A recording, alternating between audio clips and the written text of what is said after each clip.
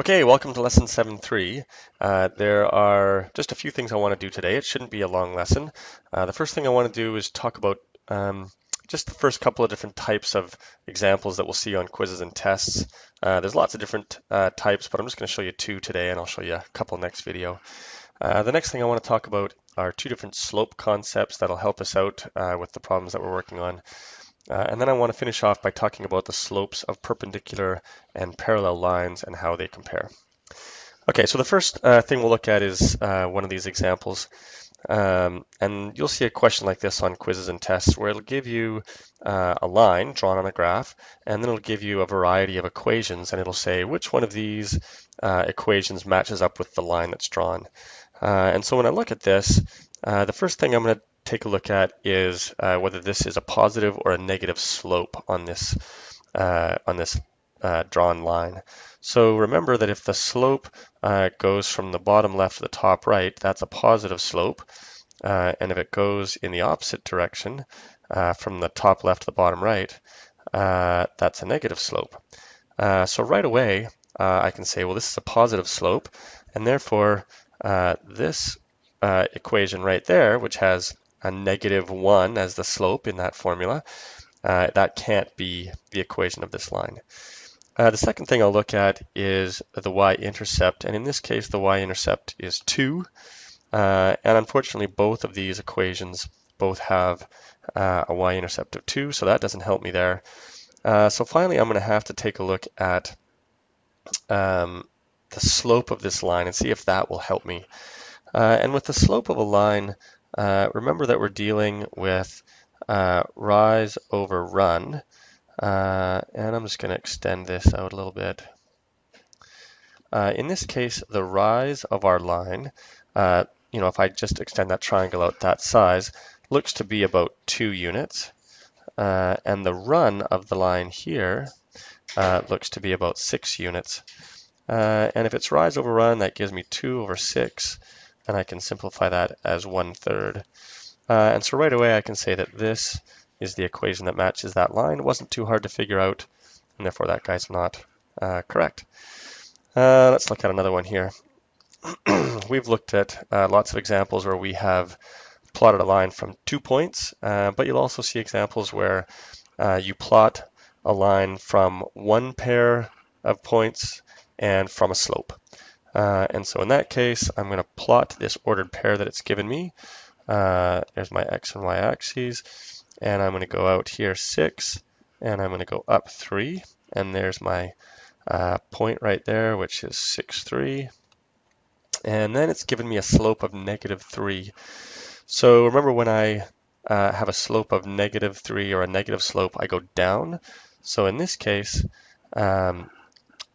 this is rise over run. Let's write this out. In this case, with a slope of -3, that's the same as -3 over 1. So my rise is -3. I'm going to go down 3 and over 1, and I'll create another point there. And that will allow me to draw the line between those points based off of just the ordered pair and the slope. And that's, easy to do. Shouldn't cause you guys any problems. Okay. So the next thing I want to talk about are these two slope concepts, and to get at them I'm going to ask these two questions. The first one, how many lines can pass through any two ordered pairs? So if I create these two ordered pairs, whatever they are, these 2 points, and I want to draw a line, are there any other option besides this line to go through those 2 points? No. And it makes sense intuitively. You can just, as you look at it, you can decide this yourself. But you can only create one line through any pair of points. The second part of this conversation asks, if I have a single point and I have a slope, if I'm given a slope, say the slope is 2 over 3, how many lines can I draw through that point that have that slope? Well, rise over run, so I go up 2 and over 3, and I create the line. And again, you can see that there is only one possible line that can be created given a point and a slope. Okay, so that leads us to two things. It leads us to the concept of collinear points, and it leads us to the constant slope property. Collinear points are defined, or the definition of it, any points, any 2 points or more, I guess, any 2 points or more that exist on a line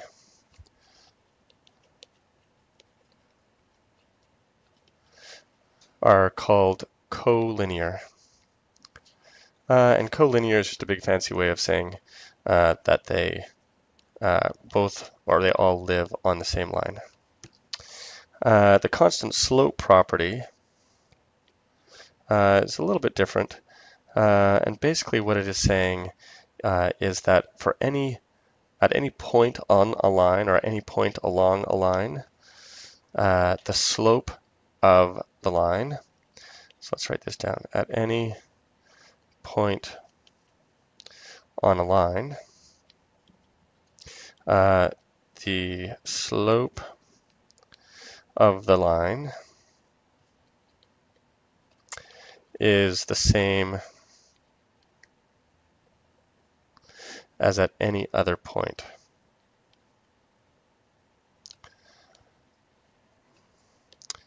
As at any other point on that line.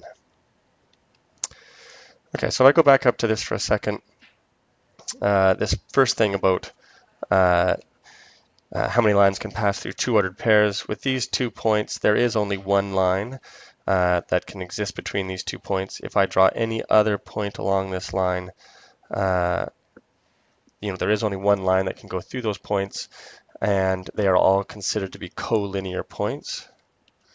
And the second thing over here, at this point on the line, I have a slope of 2/3, and that would be identical to any other point on the line. No matter where I go, I'm always going to get a slope of 2/3 at any segment or at any position along that line. Okay, so the last thing I want to look at are the slopes of perpendicular and parallel lines. So let's take a look at this setup. I've got two lines, A and B, and they cross each other at a right angle. They are perpendicular right in there. And I want to know how their slopes compare. So I'm going to figure out the slope of these two lines. Let's start with A. And we'll do this. The slope of A, y2 minus y1, x2 minus x1. So I'll say that that is, let's pick that one. Let's pick this guy up here as our x2, y2 right there. So that's going to be 5 minus a minus 1, and over negative 2 minus 2, which is equal to 6 over negative 4, which is equal to negative 3 over 2. And let's take a look at the slope for B. So same thing. Let's say that this guy here is the x2, y2. So that's going to give me 6 minus 2 over 3 minus a minus 3, which gives me 4 over 6, which gives me 2/3. Now, let's take a look at those two slopes for a second.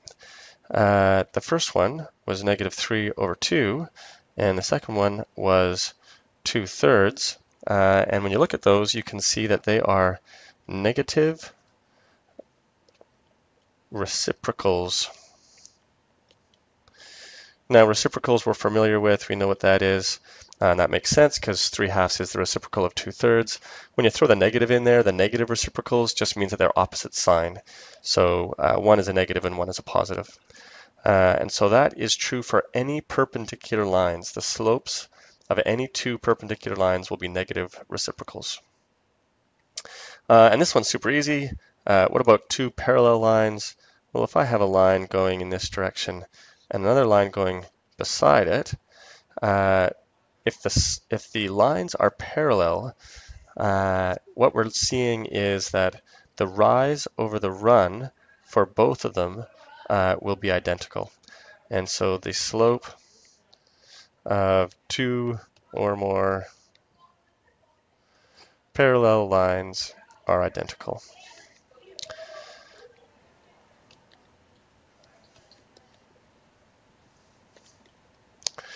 Okay, so that was easy. Nice short one. Please write notes on all of this. If you have any questions, write those down as well, and we'll take a look at them in class. Okay, thanks a lot.